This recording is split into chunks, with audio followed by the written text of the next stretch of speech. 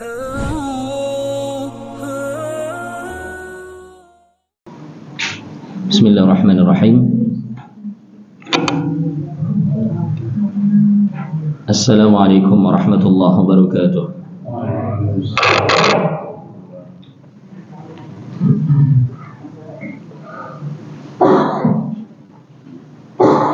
Innal hamdalillah nahmaduhu wa nasta'inuhu wa nastaghfiruh wa na'udzu billahi min shururi anfusina wa min sayyiati a'malina may yahdihillahu fala mudilla lahu wa may yudlil fala hadiya lahu wa asyhadu an la ilaha illallah wahdahu la syarika lahu wa asyhadu anna Muhammadan abduhu wa rasuluh sallallahu alaihi wa ala alihi wa ashabihi wa man tabi'ahum bi ihsanin ila yaumil qiyamah.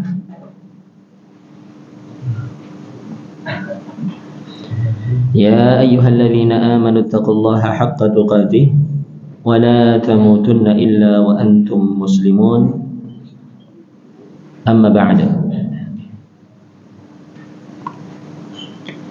Ma'asyiral muslimin wal muslimat rahimani wa rahimakumullah. Alhamdulillah, tiada bosan-bosannya marilah kita senantiasa meningkatkan rasa syukur kita kepada Allah Subhanahu wa taala atas limpahan nikmat yang telah Allah Subhanahu wa taala berikan kepada kita, sehingga kita masih bisa melaksanakan kewajiban kita sebagai seorang muslim, salat subuh secara berjamaah, dan juga untuk hadir di salah satu majlis dari majlis-majlis ilmu. Tentunya kita berharap amalan kita ini diterima di sisi Allah Subhanahu wa taala dan menjadikan sebab dimudahkannya jalan kita menuju ke surganya kelak.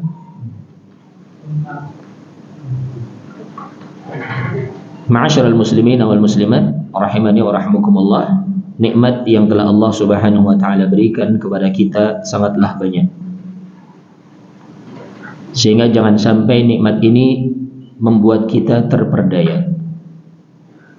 Jangan sampai nikmat ini membuat kita tertipu dengan kebaikan-kebaikan Allah, kemudian bahkan kita melupakan Allah. Kita harus senantiasa bersyukur kepada Allah dengan semua nikmat yang telah Allah Subhanahu wa taala berikan kepada kita. Dan dengan adanya kesyukuran, maka Allah Subhanahu wa taala akan menambahkan kepada kita kenikmatannya. Sebaliknya, ketika seorang kufur dengan nikmatnya, maka ingat bahwasanya adab Allah itu sangatlah keras.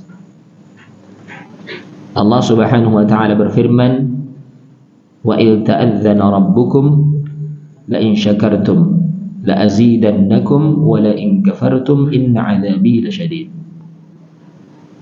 Dan ingatlah ketika Rabb kalian mengumumkan,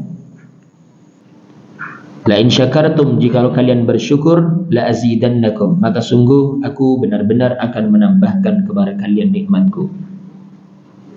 Wa la in kafartum, jikalau kalian kufur, inna adzabi lasyadid, sesungguhnya adabku sangatlah keras. Ma'asyiral muslimin wal muslimat rahimani wa rahimakumullah, orang yang paling tertipu adalah mereka orang-orang yang tertipu dengan kehidupan dunia dan nikmat-nikmat yang disegerakan, kemudian dia melupakan balasan di akhirat. Al-Imam Ibnul Qayyim rahimahullah ta'ala di dalam kitabnya Ad-Da' wa Ad-Dawa, beliau membawakan pembahasan khusus di dalam kitabnya tersebut dengan pembahasan a'zamul khalqi ghururan man ightarra bid dunya wa ajilihi. Orang yang paling besar, makhluk yang paling besar ketertipuannya adalah orang yang tertipu dengan dunia dan segala nikmat yang disegerakan. Beliau rahimahullahu ta'ala mengatakan, a'zamul khalqi ghururan man ightarra bid dunya wa 'ajilihi fa'atharaha 'ala al-akhirah wa radiya biha min al-akhirah.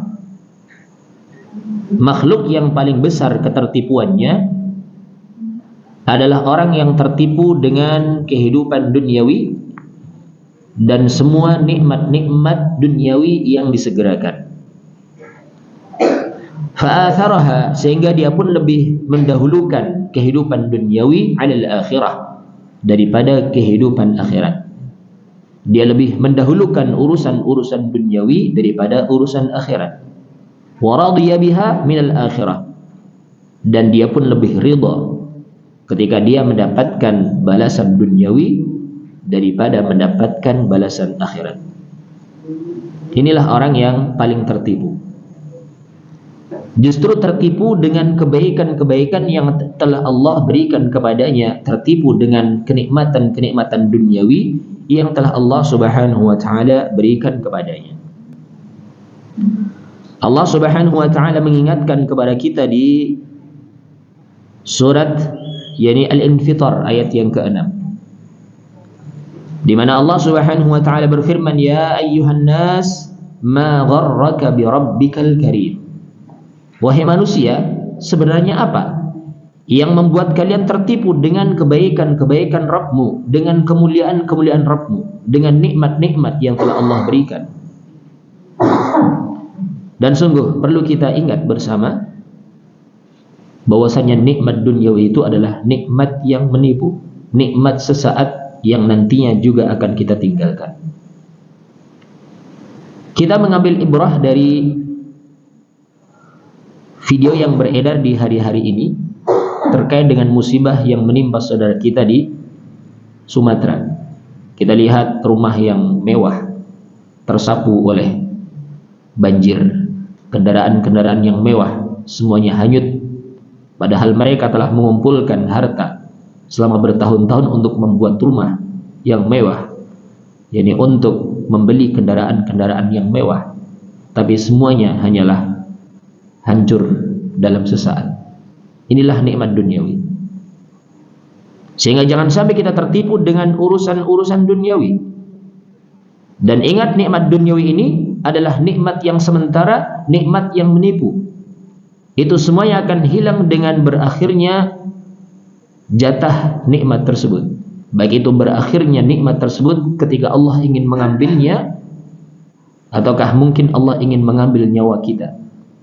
Meskipun mungkin nikmat tersebut masih ada, rumah yang kita bangun mungkin masih ada, mobil yang kita beli masih ada, tapi ketika ajal telah menjemput, maka itu semuanya sudah tidak akan bisa kita rasakan lagi kenikmatannya.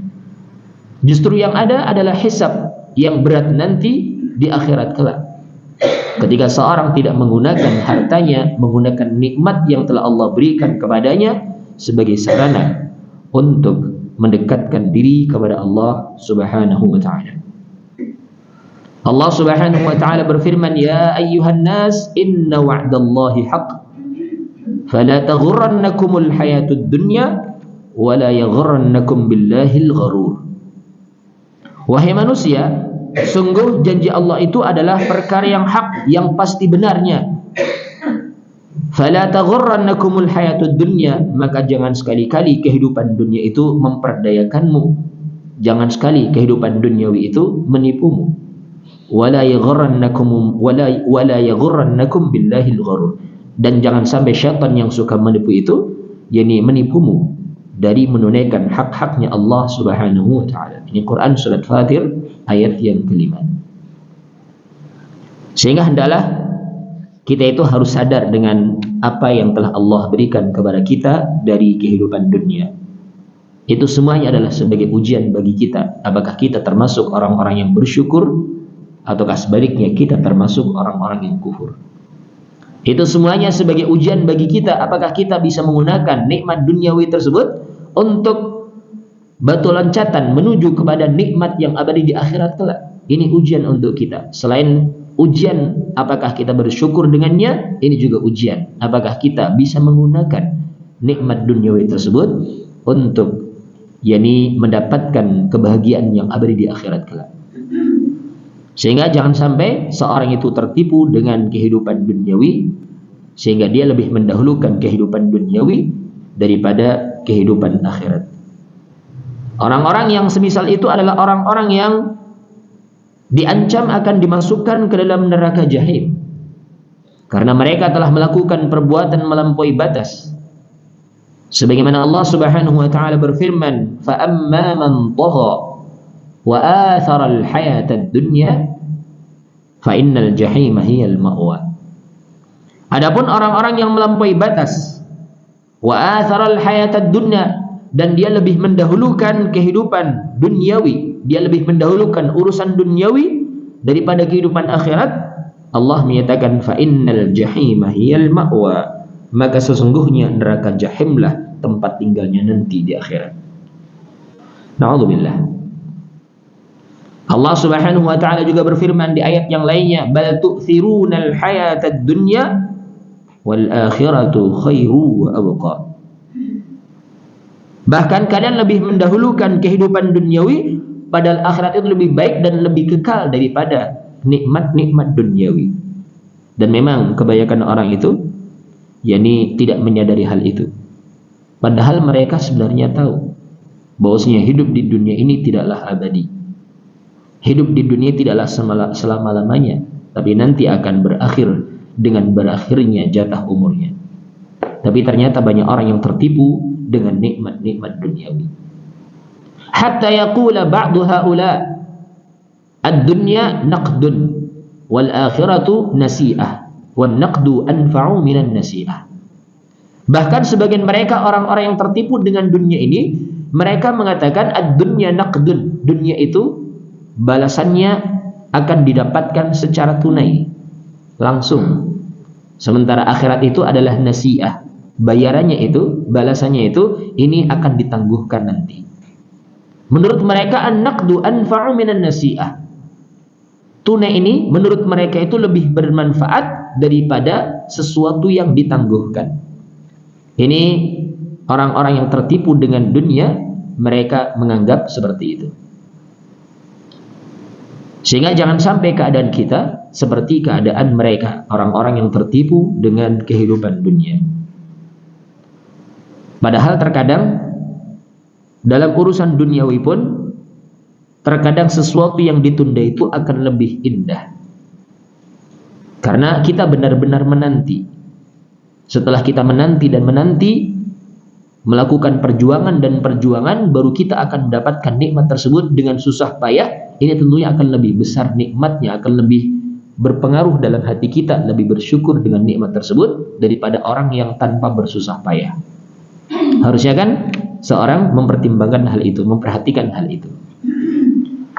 Wa hadza min a'zami talbisi syaitan wa taswilihi. Ini termasuk di antara tipuan syaitan dan godaan syaitan yang paling besar.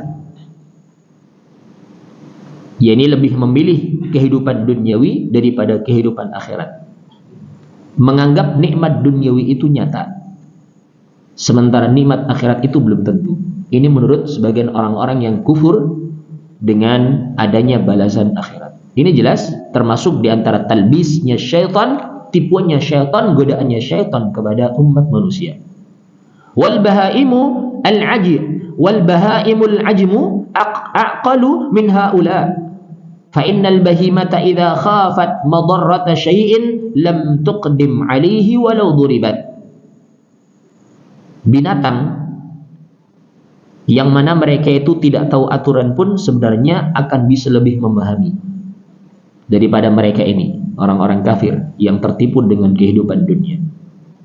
Karena binatang kalau dia takut dengan bahaya sesuatu, dia tidak akan berani maju. Ya meskipun dia dipukul tidak akan berani maju. Kalau tahu di situ ada bahaya, dia nggak berani akan maju. Dia tidak berani akan melawan kalau di situ ada bahaya yang dia khawatirkan. Tapi mereka ini wahaula yuqdimu ahaduhum ala atabihi wa huwa baina musaddiqin wa mukadzib. Sementara mereka ini dia salah seorang di antara mereka ini, mereka berani untuk tampil maju, untuk berani mengambil resiko, padahal ini adalah sesuatu yang akan mengarahkan dia kepada kebinasaan. Sementara dia di antara membenarkan dan mendustakan adanya kehidupan akhirat. Sehingga memang pantas ketika Allah Subhanahu wa taala mengatakan bahwasannya orang-orang kafir ini lebih buruk daripada binatang sekalipun. Ya, lebih sesat daripada binatang sekalipun. Balhum adall, bahkan mereka itu lebih sesat daripada binatang ternak itu. Karena mereka tidak memperhatikan perkara-perkara tersebut tadi.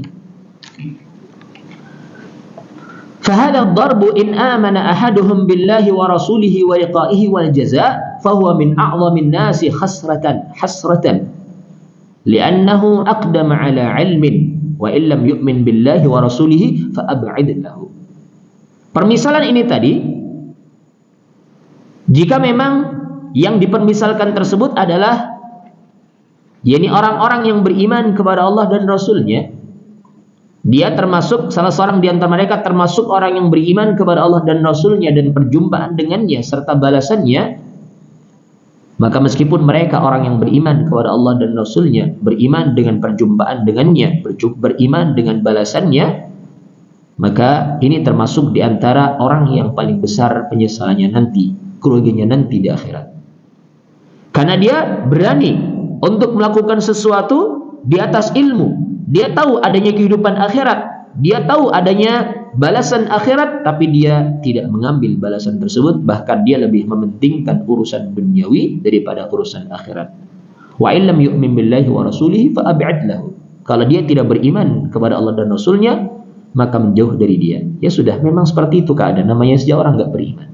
Cuman yang ironisnya, dia beriman kepada Allah dan Rasulnya, beriman dengan perjumpaan dengannya, beriman dengan balasannya, tapi dia tidak mendahulukan urusan-urusan akhirat. Sehingga ini orang yang paling rugi nanti di akhirat, orang yang paling tertipu. Wa min hadits al-Mustawrad Ibn Shaddad qala Rasulullah sallallahu alaihi wasallam mad dunya fil akhirati illa kama yudkhilu ahadukum asbi'ahu fil yam falyanzur bima yarji'. Disebutkan dalam hadis dari Al-Mustawrad Ibn Shaddad radhiyallahu anhu, beliau mengatakan Rasulullah sallallahu alaihi wasallam bersabda, "Mad dunya fil akhirati illa kama yudkhilu ahadukum asbi'ahu fil yam falyanzur bima yarji'." Tidaklah dunia dibandingkan dengan akhirat kecuali hanyalah seperti permisalan salah seorang di antara kalian memasukkan jarinya ke dalam lautan. Falyanzur bima yarji', maka lihatlah. Ketika dia lihat, dunia ini diibaratkan seperti air yang ada di ujung jari kita, sementara akhirat itu ibaratnya seperti lautan samudra yang luas. Ini perbandingan antara nikmat duniawi dengan nikmat ukhrawi. Nikmat dunia itu diibaratkan seperti yakni air yang ada di ujung jari kita ketika kita masukkan ke dalam lautan, adapun akhirat itu diibaratkan sebagaimana luasnya samudra tersebut, luasnya lautan tersebut. Ini perbandingan antara dunia dan juga akhirat. Ini disebutkan dalam hadis riwayat Imam Muslim di dalam sunan, di dalam sahihnya hadis nomor 2858 Ibnu Hibban, ya, dari hadis tadi, yakni Al-Mustawrid atau Al-Mustawrad Ibn Shaddad radhiyallahu anhu. Ada hadis yang lainnya dari hadis Jabir bin Abdullah radhiyallahu taala anhuma. Rasul sallallahu alaihi wasallam dahulu pernah membuat perbandingan antara kehidupan dunia dengan kehidupan akhirat. Betapa hinanya kehidupan akhirat, kehidupan dunia dibandingkan dengan kehidupan akhirat. Dahulu pernah, ya, Jabir bin Abdullah radhiyallahu taala anhuma, beliau mengatakan, anna Rasulullah sallallahu alaihi wasallam marra bis-suq dakhilan min ba'dil 'aliyati wan nas kanafatahu famarra bijadyin asakka mayyit fatanawalahu fa akhadha bi udhunihi thumma qala ayyukum yuhibbu anna hadha lahu bidirhamin Faqalu ma nuhibbu annahu lana bi syai'in wa ma nasna'u bihi. Qala atuhibbuna annahu lakum? Qalu wallahi law kana hayyan kana 'aiban fihi li'annahu asak. Fa kaifa wa huwa mayyit? Faqala fa wallah lad dunya ahwanu 'ala Allah min hadza 'alaikum. Dulu pernah Rasulullah sallallahu alaihi wasallam berjalan melewati pasar, sementara orang ada di sekitar beliau. Beliau berjalan melewati bangkai anak kambing yang telinganya itu kecil. Cacat ini, telinganya kecil. Beliau memegang anak kambing ataukah bangkai anak kambing tersebut dengan memegang telinganya supaya orang melihatnya. Kemudian menawarkan kepada orang-orang yang ada di sekitarnya, ayyukum yuhibbu anna hadza lahu bidirhamin? Apakah ada di antara kalian yang ingin untuk membeli bangkai kambing kecil ini dengan 1 dirham saja? Enggak usah mahal-mahal, 1 dirham saja. Maka mereka para sahabat menyatakan, ma nuhibbu annahu lana bi syai'in wa ma nasna'u dzalik. Kami enggak ingin, kami enggak suka hal itu. Apa yang bisa kita lakukan dengan bangkai kambing itu? Atuhibbuna annahu lakum? Apakah kalian ingin kalau ini diberikan kepada kalian secara cuma-cuma? Maksudnya tidak usah bayar saja. Wallahi law kana hayyan kana 'aiban. Para sahabat pun menyatakan kalau seandainya kambing itu pun hidup, kambing itu kambing yang punya cacat. Yani telinganya sobek, telinganya kecil. Sehingga apalagi sekarang dia sudah mati, sudah jadi bangkai. Tentunya tidak ada di antara kita yang mau, cuma merepotkan saja bahkan. Maka Rasul menyatakan, fa wallahi lad dunya ahwanu 'ala Allah min hadza 'alaikum. Sungguh demi Allah, dunia lebih hina di sisi Allah daripada hinanya bangkai anak kambing yang sobek telinganya ini menurut kalian. Ketika seorang tidak mau untuk diberikan bangkai anak kambing meskipun diberikan secara gratis, secara cuma-cuma, karena dia menganggap hina, maka dunia lebih hina di sisi Allah daripada bangkai anak kambing tersebut. Apakah dunia lebih hina di sisi Allah daripada bangkai anak kambing yang tersebut? Maka ini hendaklah bisa kita ambil pelajaran darinya terkait dengan jangan sampai kita tertipu dengan kehidupan dunia kemudian melupakan kehidupan akhirat. Wa idza ta'ammala al-insan halahu min mabda'i halati kaunihi nutfatan ila hini kamalihi wastiwa'ihi tabayyana lahu anna man 'uniya bihi hadhihi al-'inayah wa naqalahu ila hadhihi al-ahwal wa sarrafahu fi hadhihi al-atwar la yaliqu bihi ayyuhmalahu wa yatrukahu suda la ya'muruhu wa la yanhahu wa la yu'arrifuhu huquqahu alayhi wa la yuthibuhu wa la yu'aqibuhu. Dan apabila manusia memperhatikan keadaan ini, kalau dia memperhatikan sejak awal penciptaannya, Allah ciptakan dia dari nutfah sampai kemudian Allah sempurnakan bentuk fisiknya, akan jelas bagi dia ketika dia benar-benar memperhatikan bahwasanya dia ini Allah ciptakan dari sesuatu yang hina, dari sesuatu yang dulunya memang ya dia pun merasa hina dengannya.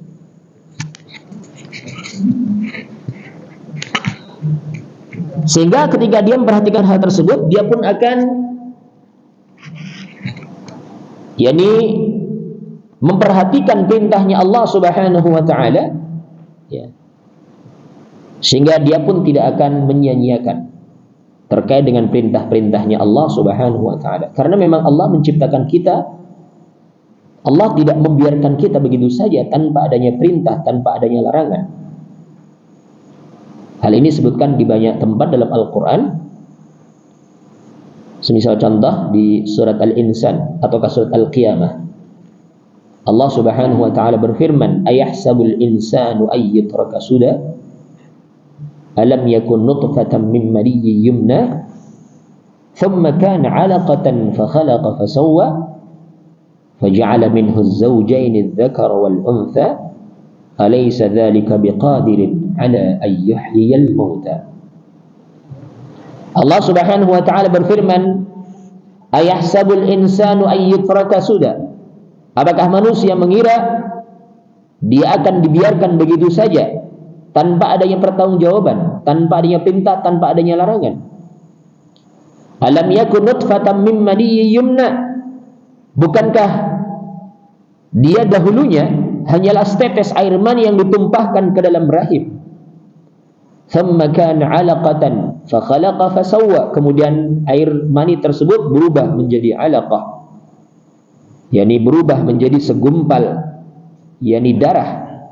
Kemudian Allah pun ciptakan, dan Allah sempurnakan ciptaannya.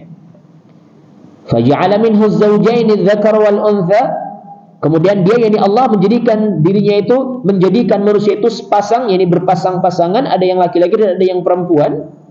Allah menyatakan, alaysa dzalika biqadirin ala ayyuhyal mauta. Bukankah Allah yang telah menciptakan itu, Allah mampu menciptakan manusia dari sperma saja? Bukankah Allah akan lebih mudah lagi untuk, yakni, menghidupkan orang yang telah mati? Tentunya hal itu sangat mudah bagi Allah. Sehingga hidup ini memang mestinya ada padanya cobaan. Cobaannya bisa jadi itu berupa perintah, sejauh mana kita bisa melaksanakan perintah Allah tersebut.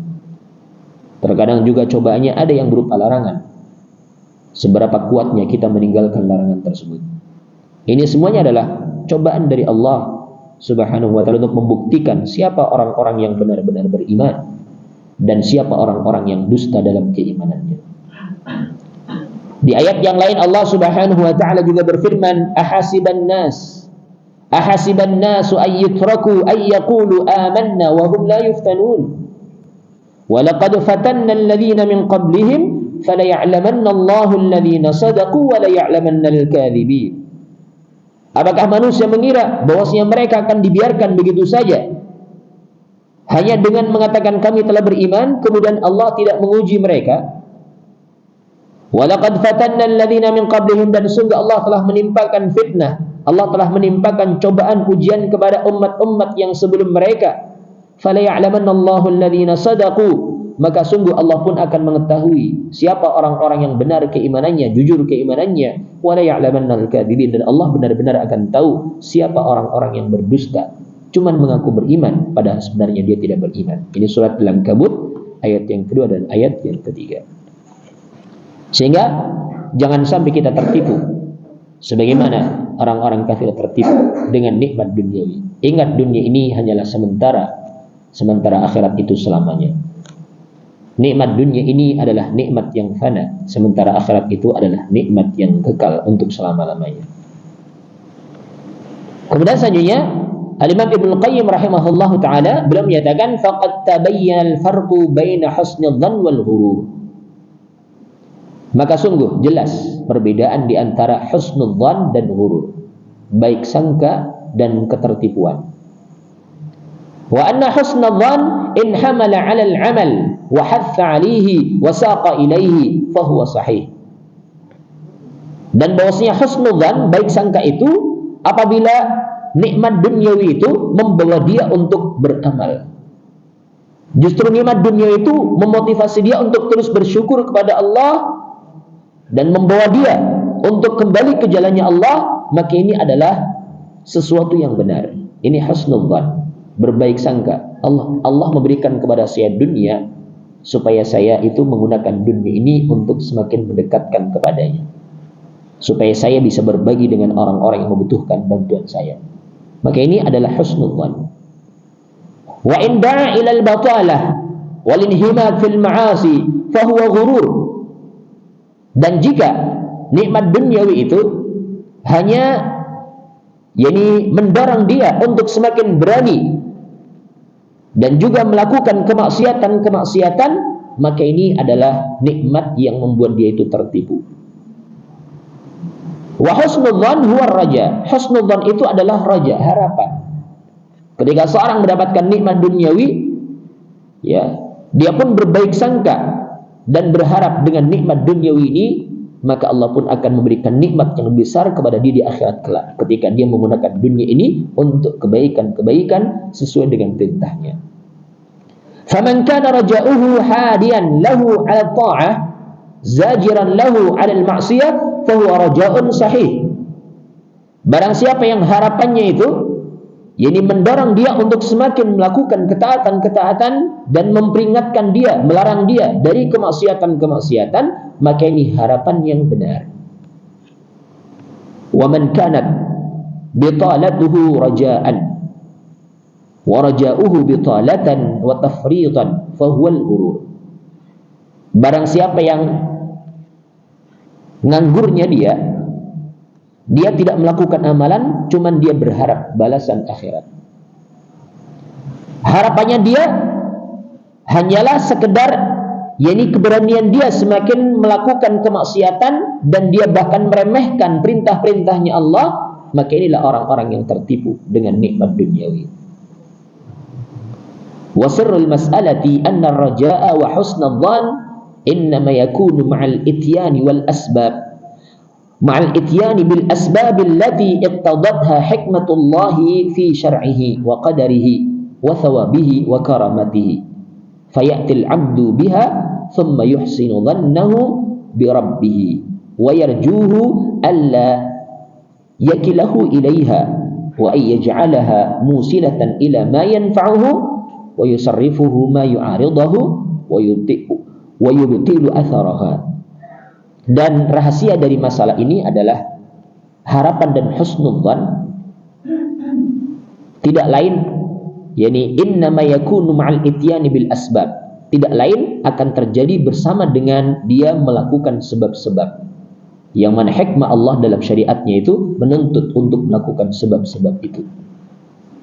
Demikian pula takdirnya Allah, balasannya Allah, kemuliaan yang Allah berikan kepadanya akan dia dapatkan ketika seorang melakukan sebab-sebabnya. Sehingga seorang hamba ketika dia mendatangi sebab-sebabnya, melakukan sebab-sebabnya, kemudian dia berbaik sangka kepada Allah, kepada Rabb-nya, dan dia berharap dengan melakukan sebab-sebab tersebut, maka hal itu pun adalah merupakan husnudzan terhadap Allah Subhanahu wa taala. Kemudian dia pun menjadikan apa yang telah Allah berikan kepadanya itu sebagai sarana untuk menyampaikan dia kepada perkara yang bermanfaat dan memalingkan dia dari perkara yang dilarang oleh agama. Sehingga inilah yang disebut dengan husnudzan billah, baik sangka kepada Allah Subhanahu wa taala. Ya, dia pun berharap kepada Allah Subhanahu wa taala setelah melakukan sebab-sebabnya.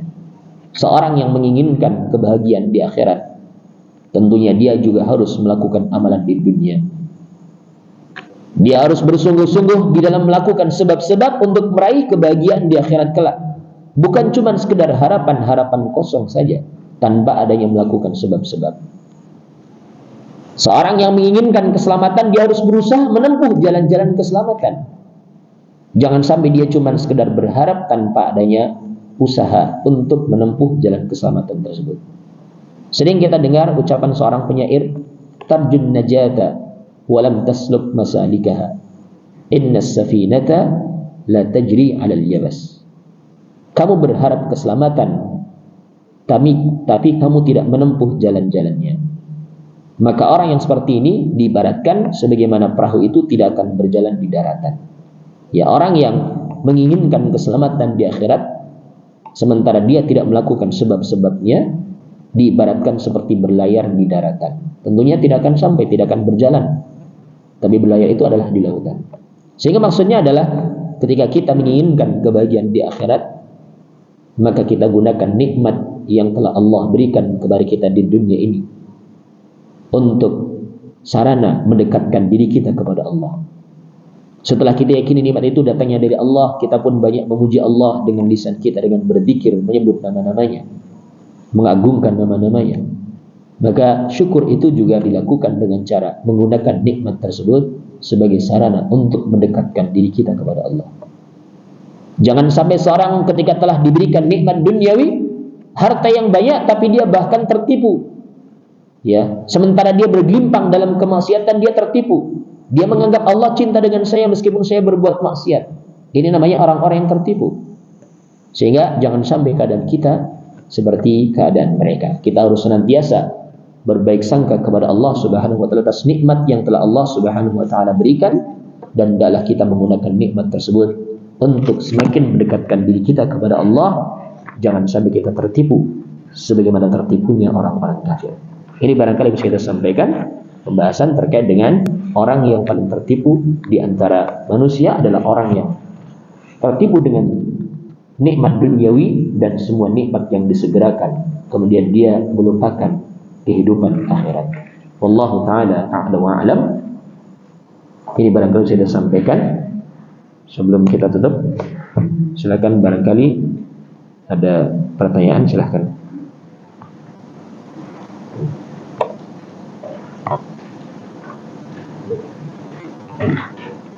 Kalau tidak ada, kita cukupkan dengan kafaratul majlis.